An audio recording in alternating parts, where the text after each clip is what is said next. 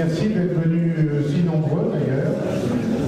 Je propose de faire un petit coup de gueule, comme on dit, parce que ce que vous voyez là, il y a eu une mission extraordinaire, japonaise, qui s'est mise en orbite autour d'un petit astéroïde de 900 mètres de dimension, parfaitement en orbite, et puis qui a déposé trois mini-rovers sur la surface sans problème, qui se sont déplacés, qui ont sauté, qui ont fait des analyses, des photos, etc. Et personne à la télévision n'en a parlé. Alors ça, très peu, et personne n'est au courant. Et c'est une mission vraiment formidable. Daniel, tu peux éteindre la lumière de 3 là, s'il te plaît. Voilà, ça va comme ça la lumière. Est-ce que vous m'entendez en haut? Oui, ça va. Donc, voilà, c'est mon petit billet d'humeur. Je ne sais pas, je ne vous en parlerai pas, mais c'est pas dans le fin fond du système solaire. Donc, on peut suivre cette mission parce qu'en plus, ce que vous voyez en bas au milieu, c'est un élément fabriqué par le CNES et la DLR allemande qui a aussi très bien marché. Et on fait des analyses de cet astéroïde. Cet astéroïde, ce n'est pas n'importe quel astéroïde, c'est aussi un géocroiseur. Donc c'est intéressant d'avoir des informations sur ce type d'astéroïde. Alors, pour ceux qui nous suivent sur Internet et qui ne me connaissent pas, bienvenue, je m'appelle Jean-Pierre Martin et j'ai le plaisir d'organiser ces conférences mensuelles d'astronomie de la SAF. À ce propos, j'ai mis, non, il n'y en a plus, j'avais mis des revues, l'astronomique et la revue de la SAF sur la table, pour ceux qui ne connaissent pas, pour jeter un œil. C'est notre dernière saison à Télécom, vous savez qu'ils vont déménager et les locaux, on ne pourra plus les occuper, donc on est en train de rechercher des locaux dans Paris intramuros et qui soient gratuits. Oui, alors c'est pas facile, on cherche, voilà. On a plusieurs pistes, on verra bien. Donc si vous avez des idées, vous avez mon adresse internet sur la slide. Alors voilà le programme des prochaines conférences. On est pour ainsi dire plein jusqu'à juin, je n'ai pas tout écrit là. Donc la prochaine fois c'est Sarah Bosman, alors là, qui va nous faire une conférence, c'est sur la cosmologie. Bon, ça va être un peu rare. Ensuite Olivier Vitas de l'ESA, de l'ESTEC, il va descendre nous dire bonjour et parler de la mission JUICE, dont vous nous parlerez certainement aussi, Théna. Puis Caroline Fressinet, exobiologiste, va nous parler de son domaine. Jean-Pierre Maillard, en février, nous parlera des principes de spectro.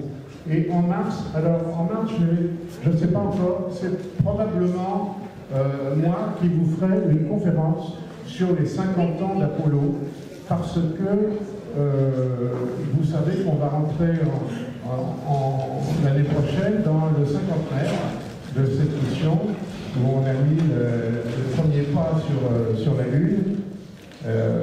C'est quand même un événement auquel j'ai participé, et bon, j'ai plein d'informations là-dessus, donc je pense que le 8 mars, ça sera moi, sinon ça sera quelqu'un d'autre. La rentrée, c'est toujours une période où il y a énormément de conférences et d'événements. En plus, il y a la fête de la science, il va y avoir les RCE bientôt, donc je vous les liste, vous regardez sur les slides ce qui vous intéresse. Je signale à nos amis de la SAF que demain, il y a une commission de cosmologie à la SAF, et j'ai fait venir Pierre Vanov du CEA, qui va nous parler des micro-trous noirs quantiques. Bon, n'ayez pas peur, c'est réservé aux gens de la cosmologie. Donc, voilà, ils viennent eux-mêmes avec leur propre aspirine pour résister à tout ça. Voilà. Sinon, il y a le festival des deux Infinis, c'est en ce moment. Les rencontres du ciel et de l'espace. Alors n'oubliez pas que c'est vraiment un événement où tous les astronomes, amateurs et amateurs d'astronomie se rencontrent. Il y a plein de gens qui vont donner des conférences. Peut-être vous-même, Athéna, non? Oui, formidable. Moi, je vais en donner deux petites dans les petites salle et il y a plein, on peut échanger avec beaucoup d'astronomes et il y a des stands, tout ça, c'est très intéressant comme tous les 2 ans, bien entendu. Qu'est-ce qu'il y a d'autre? Je signale que la sonde InSight va se poser sur Mars le 26 novembre. Alors, la SAF et la Cité des Sciences vous proposent un événement. On va vous recevoir dans l'auditorium de la Cité des Sciences. On a beaucoup bataillé parce que c'est un lundi. Et bien, le lundi, c'est pas Sunday Close, c'est Monday Close à la Cité des Sciences, mais il ouvre quand même pour nous. Et il faut s'inscrire parce que va certainement y avoir des huiles et des grandes huiles qui vont participer à cet événement. Donc il va y avoir fouille au corps, carte d'identité, etc. Donc entrée libre, gratuite et obligatoire, mais il faut s'inscrire à partir du 15 octobre sur le site de la Cité des Sciences. Si vous avez des problèmes, vous téléphonez à la SAF. Voilà. Sinon, oui. À l'Institut, pour ceux qui s'intéressent à la métrologie, à l'Institut, le 4 décembre, il y a un super séminaire sur les nouvelles définitions des unités, et notamment du kilo. Vous savez, le kilo, c'est la seule unité qui ne dépend pas des constantes fondamentales. Alors, c'est un vrai scandale, il faut que ça change. On va vous expliquer ce qu'on va faire. Les photos de la dernière conférence de la SAF, le mois dernier, où on avait reçu James Evans, qui nous a parlé de la machine denticitaire. J'espère que ça vous a plu. J'ai publié un long compte-rendu là-dessus, avec pas mal de vidéos, si ça vous intéresse. Donc vous pouvez vous y reporter. La SAF organise, comme tous les ans, des cours d'astronomie dans nos locaux, réservés à nos membres. Vous avez ici la liste. Le premier cours par Daniel Brio, c'est le jeudi 8 novembre. Pour ceux que ça intéresse, vous notez. De même, Jacques Fritz organise des cours de cosmologie. Cette année, ça sera de la introduction à la mécanique quantique. Donc vous voyez le programme et les dates réservés à nos membres, bien entendu. Et on rajoute aussi des cours de maths pour la cosmologie. Alors, vous n'êtes pas obligé d'apprendre par cœur les formules qu'il y a sur le meuble, là, c'est le Lagrangien spécial. On n'interroge pas à la sortie, mais vous voyez un peu, ça va être ce niveau-là pour les cours de maths. Il y en a parmi vous, je crois, qui suivent les cours de maths de M. Mihalovic, et je pense qu'ils sont satisfaits. Alors, la prochaine fois, on reçoit donc Sarah Bosman, astrophysicienne de l'University College de Londres. N'ayez pas peur, elle est francophone et elle va faire une conférence en français sur la cosmologie après les 5 premières minutes. Comme toujours, la réservation c'est à partir de demain matin 9h. Comme je dis toujours, c'est après mon petit déjeuner que j'ouvre la réservation. Je ne le ferai pas à minuit. Et elle va nous expliquer ce qui s'est passé après ces 5 premières minutes. Ça va être très intéressant. Et ce soir, on a le plaisir de recevoir Athéna Koustelis, astrophysicienne au LESIA. LESIA, ça veut dire laboratoire. Elle va nous le dire quand elle va présenter son truc. Elle va nous parler de l'exploration du système solaire externe. Je vous souhaite à tous une bonne conférence. On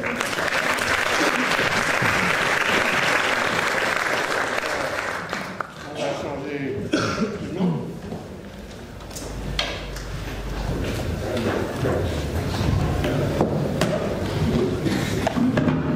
On va se passer la figure.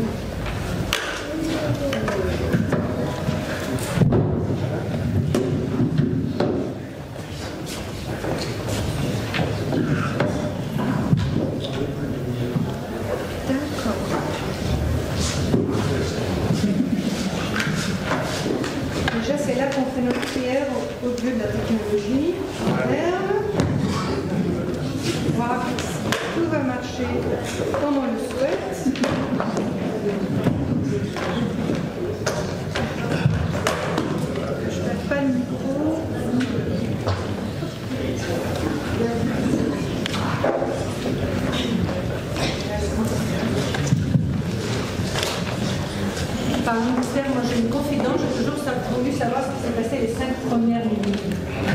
Bon, vous aurez après les 5 minutes, mais bon.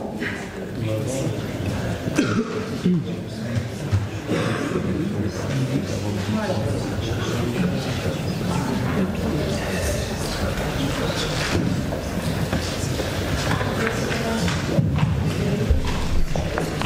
Non, il n'y a pas de souci.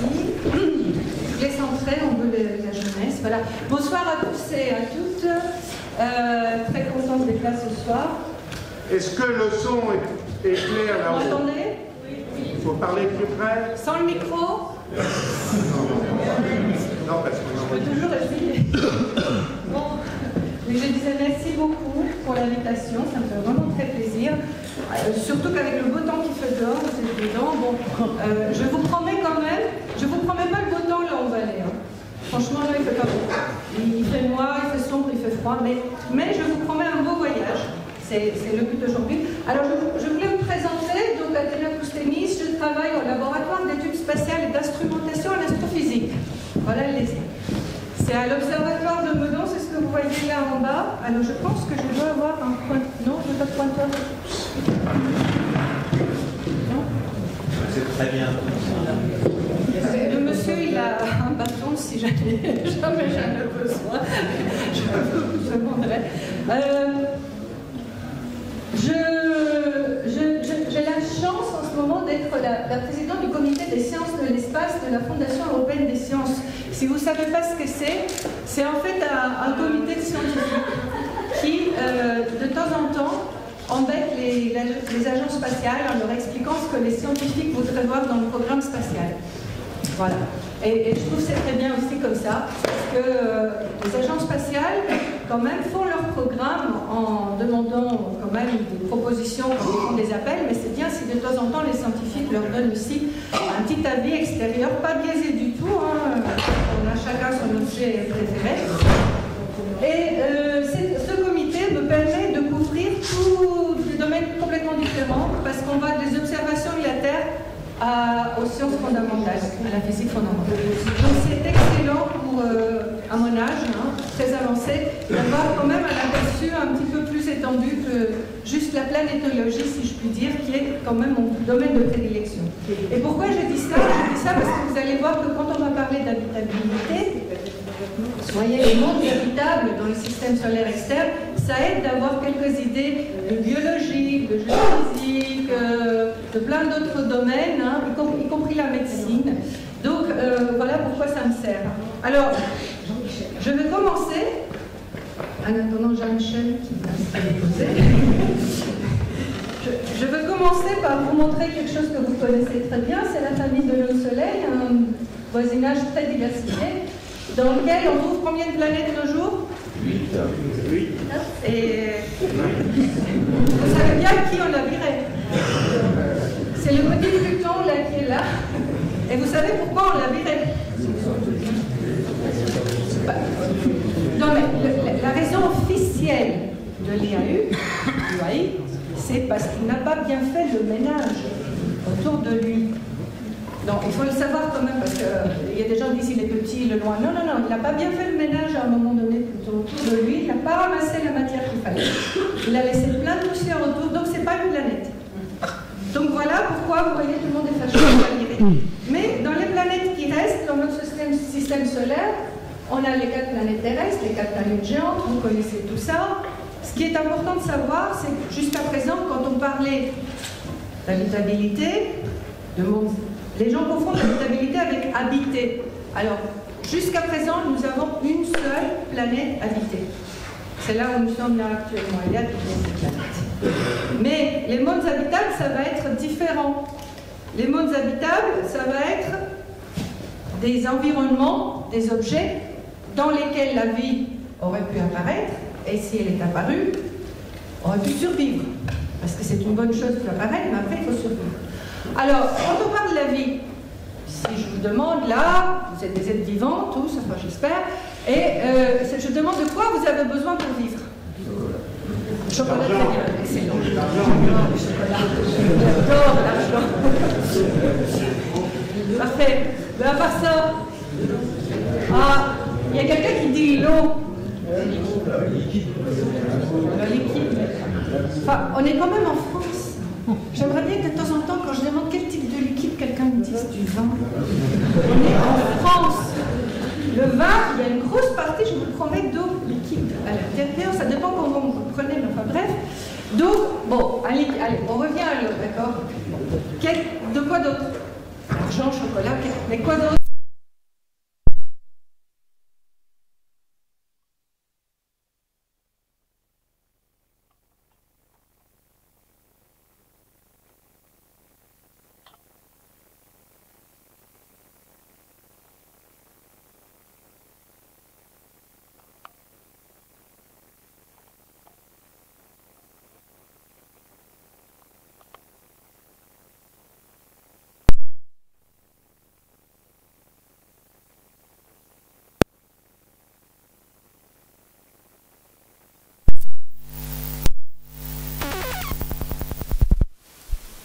De vous présenter les 4 conditions d'habitabilité. Je reviendrai par la suite sur l'histoire de l'oxygène.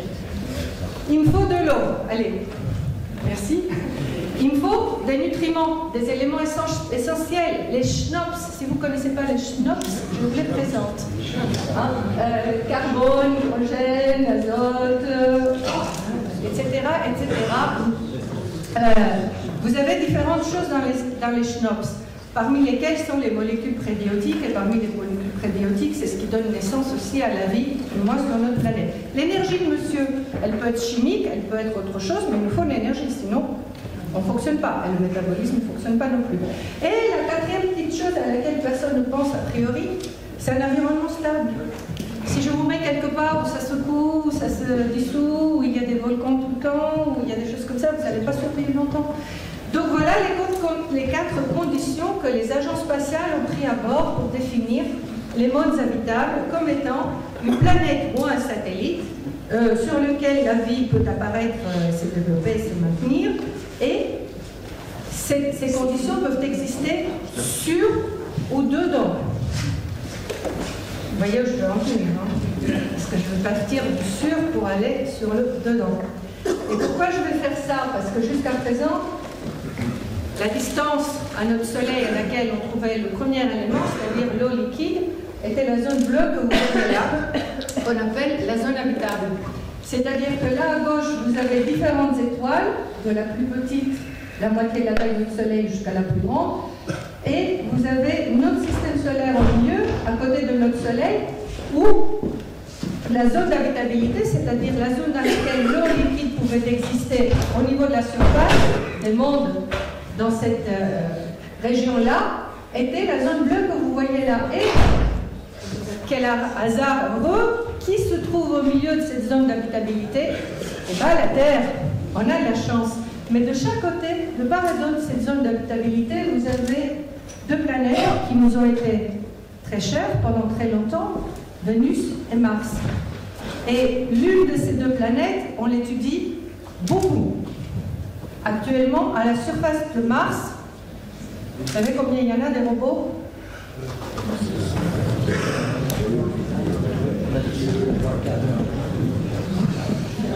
C'est fort. Depuis le début de l'exploration de Mars, nous en sommes en plus d'une douzaine de robots à la surface de Mars. Pour ne pas dire plus, il y en a certains qui vont. Mais ça veut dire que Mars, la surface de Mars, je suis désolée de le dire, est devenue une poubelle. On en trouve partout. Bah si, parce que les vieux robots, ils font quoi? Les vieilles missions spatiales, ils font quoi? Vous avez vu tous les films où on arrive sur Mars et puis on trouve un vieux robot et on fait un nouveau et on retourne sur Terre. Enfin bon. Donc, Mars, on l'a exploré longtemps. Pourquoi? Parce qu'on a pensé que par le passé, il pouvait y avoir le liquide au niveau de la surface. Aujourd'hui, on n'a pas trouvé. Et franchement, quand on vous dit qu'on trouve de l'eau liquide à la surface de Mars, c'est que NASA manque de l'argent. C'est pour faire une nouvelle mission spatiale. Et on le découvre régulièrement. Mais il n'y en a pas vraiment beaucoup.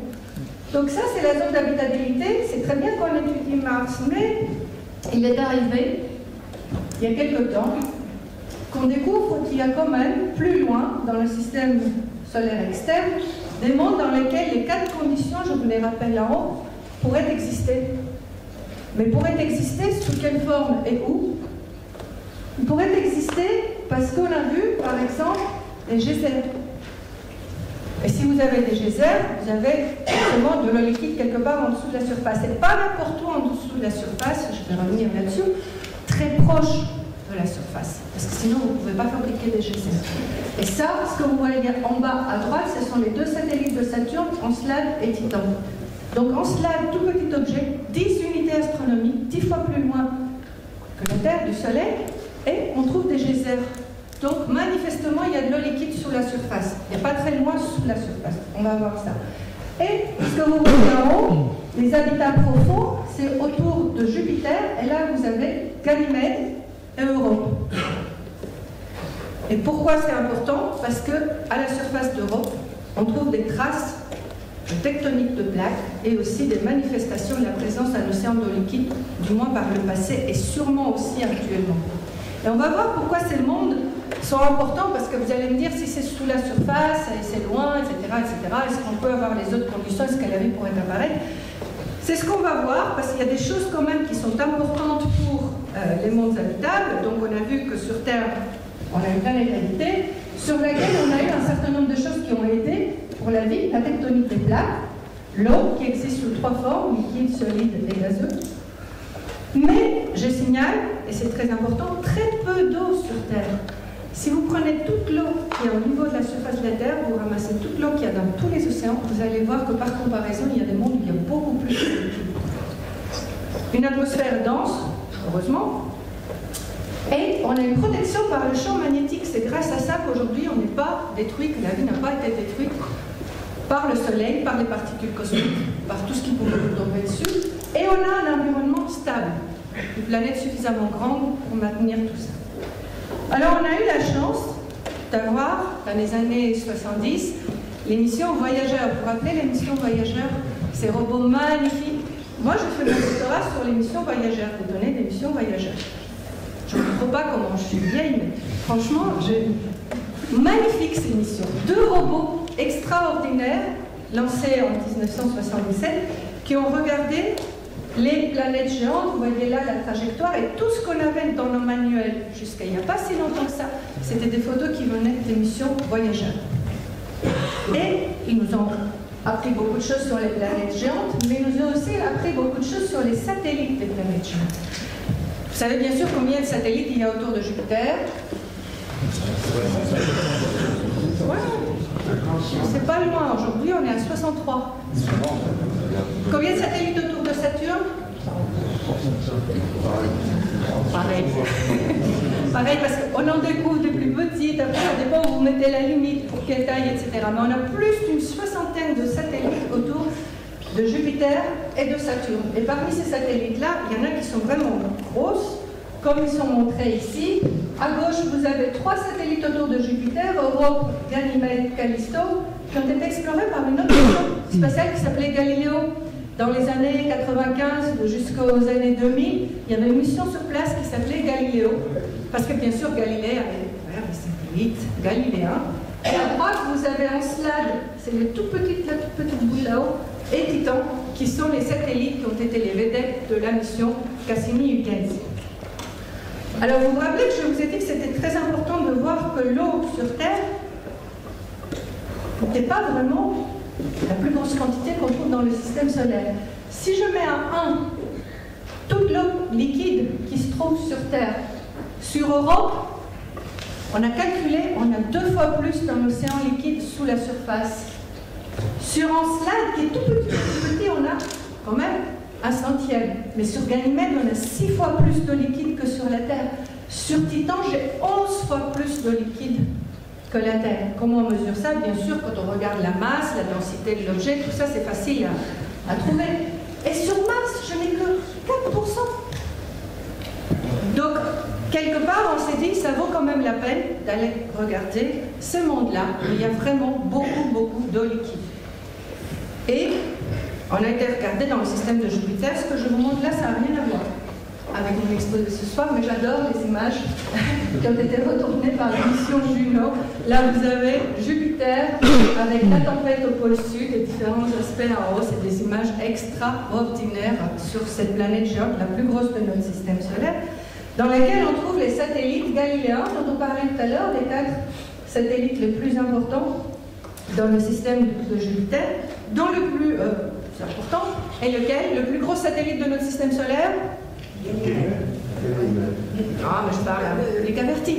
Bien sûr, Ganymède. Et qu'est-ce qu'il a, à part le fait qu'il est le plus gros?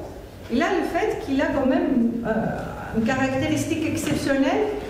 Il a une dynamo et un champ magnétique induit. Il n'y a que 3 objets dans notre système solaire qui ont cette caractéristique. 3 objets. Ganymède, la Terre, et Mercure.